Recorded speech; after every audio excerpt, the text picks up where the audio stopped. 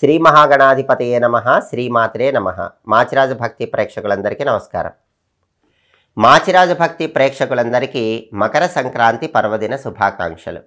2025 సంవత్సరం జనవరి 14వ తేదీ మకర సంక్రాంతి పర్వదినంగా మనమందరం జరుపుకోవాలి. మకర సంక్రాంతి రోజు ఎలాంటి దానాలు ఇచ్చుకుంటే సమస్త శుభాలను సిద్ధింపజేసుకోవచ్చో ఈ వీడియోలో మనం తెలుసుకుందాం.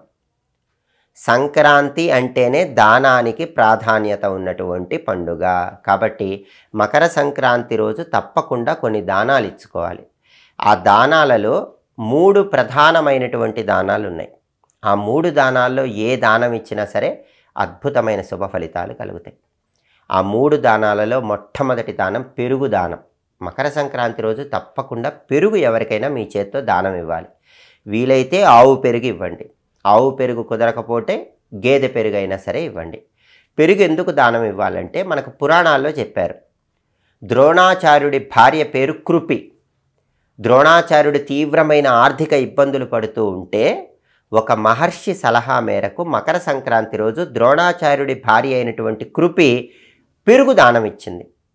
ఆ దానం ఇచ్చినప్పటి నుంచి వాళ్ళకున్నటువంటి ఆర్థిక ఇబ్బందులన్నీ తొలగిపోయాయని మహాభారతంలో చెప్పారు. కాబట్టి ఆర్థిక ఇబ్బందులు పోవాలంటే, ధనపరంగా కలిసి రావాలంటే మకర సంక్రాంతి రోజు పెరుగు తప్పకుండా దానం ఇవ్వాలి.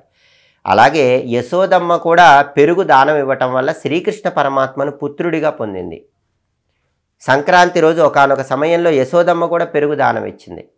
అలాగే చల్ల చిలికి మజ్జిగ దానం ఇచ్చింది. పెరుగు దానం ఇచ్చినా మజ్జిగ దానం ఇచ్చినా సంతానపరమైన దోషాలన్నీ మకర సంక్రాంతి రోజు తొలగింపజేసుకోవచ్చు. కాబట్టి ముఖ్యమైన దానాల్లో సంక్రాంతి రోజు ఇవ్వవలసిన మొట్టమొదటి దానం పెరుగు దానం. ఆ తర్వాత రెండవ దానం కూష్మాండ దానం. కూష్మాండం అంటే గుమ్మడికాయ. ఏ గుమ్మడికాయ దానం ఇవ్వాలంటే మామూలు గుమ్మడికాయ సంక్రాంతి రోజు దానం ఇవ్వండి. అంటే బూడిద గుమ్మడికాయ అయితే ఇంటి ముందు దిష్టి పోవటానికి కడతాం. కానీ మకర సంక్రాంతి రోజు మామూలు గుమ్మడికాయ ఎక్కడైనా దేవాలయంలో బ్రాహ్మణుడికి దానం ఇవ్వండి. అలా వీలు కాకపోతే మీకు దగ్గరలో ఎవరైనా బ్రాహ్మణుడు ఉంటే ఆ బ్రాహ్మణుడికి మకర సంక్రాంతి రోజు మామూలు గుమ్మడికాయ దానం ఇవ్వండి. దీన్నే కళ్యాణభూషణి గుమ్మడికాయ అనే పేరుతో కూడా పిలుస్తారు. ఈ కళ్యాణభూషణి గుమ్మడికాయ అంటే బూడిద గుమ్మడికాయ కాకుండా మామూలు గుమ్మడికాయ మకర సంక్రాంతి రోజు దానం ఇవ్వండి. లేదు బ్రాహ్మణులు ఎవరు అందుబాటులో లేకపోతే ఎవరికైనా సరే మీ చేత్తో గుమ్మడికాయ దానం ఇవ్వండి. గుమ్మడికాయ ఎందుకు దానం ఇవ్వాలంటే వరాహ పురాణం ప్రకారం శ్రీ మహావిష్ణువు వరాహ రూపంలో భూమిని మకర సంక్రాంతి రోజు ఉద్ధరించాడు. హిరణ్యాక్షుడనే రాక్షసుడిని సంహరించాడు. కాబట్టి ఈ భూమి మొత్తం కూడా విష్ణుమూర్తికి దానం చేసిన ఫలితం రావాలంటే సంక్రాంతి రోజు గుమ్మడికాయ దానం ఇవ్వాలి. ఈ గుమ్మడికాయ సమస్త భూమండలానికి సంకేతం. కాబట్టి ఎవరైతే మకర సంక్రాంతి రోజు గుమ్మడికాయ దానం ఇస్తారో వాళ్ళు ఈ మొత్తం భూమిని విష్ణువుకు దానం చేసిన ఫలితం పొందుతారు. దానివల్ల విద్యారంగంలో, ఉద్యోగ రంగంలో, వ్యాపార రంగంలో సంవత్సరం మొత్తం అద్భుతమైన శుభ ఫలితాలు అందిపుచ్చుకోవచ్చు. కాబట్టి రెండవ దానం గుమ్మడికాయ దానం. అంటే మామూలు గుమ్మడికాయ, కళ్యాణభూషణి గుమ్మడికాయ దానం ఇవ్వాలి. ఆ తర్వాత మూడవ దానం ఏంటంటే గోదానం చేయాలి.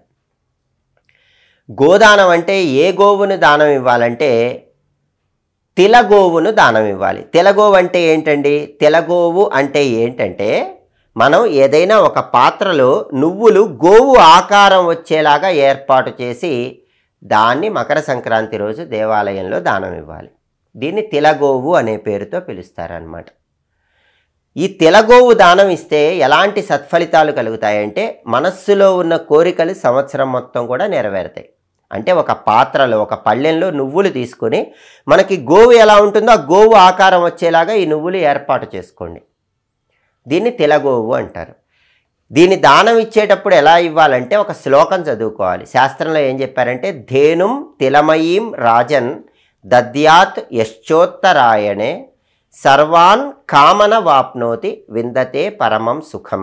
ఇది శ్లోకం. ఈ శ్లోకంలో ఉన్న అర్థం ఏంటంటే ధేనుం తిలమయీం రాజన్ దద్యాత్ యశ్చోత్తరాయణే అంటే ఉత్తరాయణ పుణ్యకాలంలో నువ్వులతో చేసినటువంటి ఈ గోవును దానం ఇస్తున్నాను. సర్వాన్ కామన వాప్నోతి విందతే పరమం సుఖం. నాకున్న కోరికలన్నీ కూడా సంవత్సరం మొత్తం నెరవేరాలి, సమస్త సుఖాలు కలగాలి అని ప్రార్థించడమే ఈ శ్లోకంలో ఉన్న అర్థం. ఈ శ్లోకం చదువుకుంటూ దానం ఇస్తే ఇంకా మంచిది.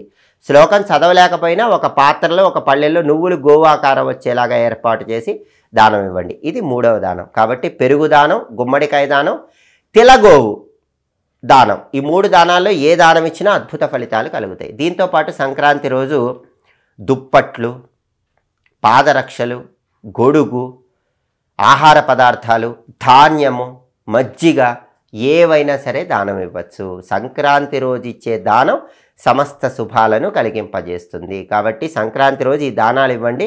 అలాగే గుమ్మడికాయ ఆహారంలో స్వీకరిస్తే చాలా మంచిది. ఎందుకంటే కూష్మాండే బహుబీజాని బలపుష్టి ప్రవర్ధనం యస్మాదస్య ప్రధానేన అవహశాంతిం ప్రయచ్చమే అంటుంది శాస్త్రం. అంటే బలము పుష్టి కలగాలంటే సంక్రాంతి రోజు గుమ్మడికాయ ఆహారంలో స్వీకరించాలి. సంక్రాంతి రోజు అందరూ కూడా ఖచ్చితంగా నువ్వులు బెల్లం కలిపి తినండి, గుమ్మడికాయ ఆహారంలో స్వీకరించండి. దీనివల్ల సంవత్సరం మొత్తం కూడా సమస్త శుభాలు కలుగుతాయి, ఆరోగ్య ప్రాప్తిని సిద్ధింపజేసుకోవచ్చు. మాచిరాజు భక్తి ప్రేక్షకులందరికీ భోగి పండుగ సందర్భంగా లక్ష్మీనారాయణల సంపూర్ణమైన అనుగ్రహం కలగాలని కోరుకుంటూ, ఎప్పటికప్పుడు పండుగల సందర్భంగా ఎలాంటి విధి విధానాలు పాటించాలో తెలుసుకోవాలనుకుంటున్నారా? అయితే మా మాచిరాజు భక్తి ఛానల్ తప్పకుండా చూడండి. మా వీడియోస్ మీకు నచ్చినట్లయితే మా ఛానల్ని లైక్ చేయండి, కామెంట్ చేయండి. మా ఛానల్ వీడియోస్ 10 మంది మిత్రులకు షేర్ చేయండి. మా ఛానల్ని సబ్స్క్రైబ్ చేసుకోండి. పక్కన ఉన్న బెల్ సింబల్ నొక్కటం మాత్రం మర్చిపోకండి. సర్వే జనాః సుఖినో భవంతు. స్వస్తి.